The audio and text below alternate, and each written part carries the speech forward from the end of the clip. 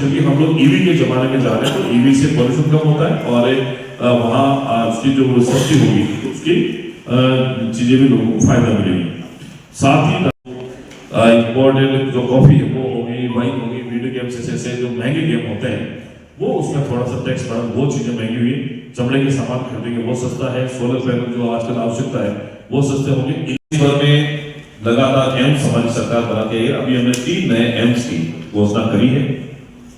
पूरे देश भर में प्रत्येक जिले में वुमेन्स हॉस्टल बनेंगे।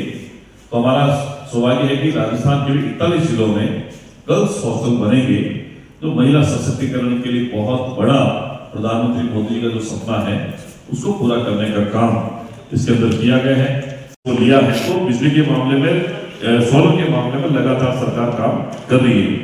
साथ ही बायोगैस मिश्रित सीएनजी जो है उस पर बायोगैस पार्ट पर जो इंपोर्ट ड्यूटी है उसमें भी छूट दी गई है। और बहुत सारी चीजें जो डेली काम आती है, जैसे माइक्रो ओवन हो गया और जो पर्सनल चीजें काम में आती है उस पर भी जो इंपोर्ट ड्यूटी है वो 20% से घटा करके 10% कर दी गई है। प्रधानमंत्री मोदी के सपनों का जो भारत है, विकसित भारत, सक्षम भारत, समृद्ध भारत, उसकी परिकल्पना को साकार करने वाला बजट है।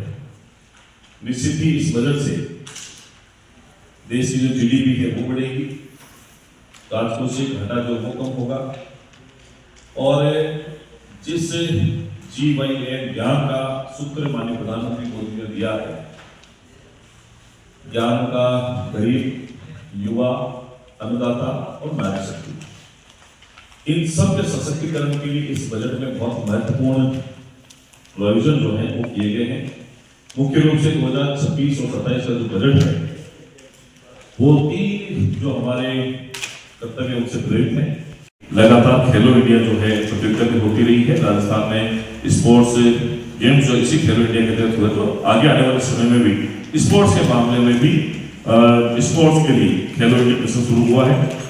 कृषि के क्षेत्र में बात करें तो उन्नत योजना के प्रावधान से राजस्थान का कृषि सेक्टर भी और सुदृढ़ होगा। साथ ही किसानों को AI आधारित पॉलिसी से उससे जो नया प्लेटफॉर्म मिलेगा किसानों को कि ये AI पॉलिसी जो है सरकार ने 2024 में लागू करके इसको धीरे धीरे बढ़ा करके, मुझे लगता है इस बार राजस्थान ने भी AI पॉलिसी लागू करी है।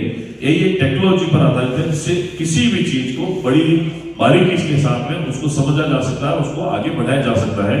तो इससे भी हम लोगों को फायदा मिले, किसानों को खेती में विशेष रूप से इस AI पॉलिसी के माध्यम से लाभ मिलेगा।